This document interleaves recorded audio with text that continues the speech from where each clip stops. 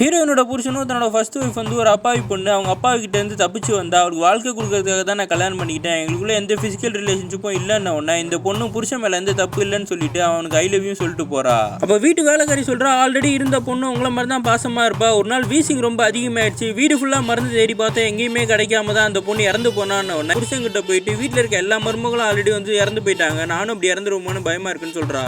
Heroine ரொம்ப பயப்படுறதுனால வீட்டில் இருக்க எல்லாரும் சேர்ந்து அவங்க வீட்டில் இருக்க கொண்டையா சாமி கிட்ட குறி கேட்குறாங்க. இந்த வீட்டில் சாவு விழுமான்னு கேட்ட உடனே அந்த சாமி தலையில் இருக்க பூ விழுந்த உடனே ஹீரோயின் பயப்படுறா. ஹீரோயின் போய் அந்த குறி கேட்ட சாமியார்கிட்ட இந்த வீட்டில் இருக்க சாமியை என்ன கொல்ல பாக்குதுன்னு கேட்கும் போது அவர் சொல்றாரு, சாமி கிடையாது, பேய். இந்த வீட்டில் இதுக்கு முன்னாடி ஒரு 6 பேர் இருந்தாங்க. பின்னாடி இருக்க கிணத்துல விழுந்து அவங்க எல்லாருமே இறந்து போயிட்டாங்க. அவங்களோட சமாதி எல்லாமே இங்கே தான் இருந்தது. அது எல்லாத்தையுமே இடிச்சுட்டு தான் இந்த வீடை கட்டியிருக்காங்க. அதனால தான் அவனை பழி வாங்க பாக்குதுன்னு சொல்றாரு.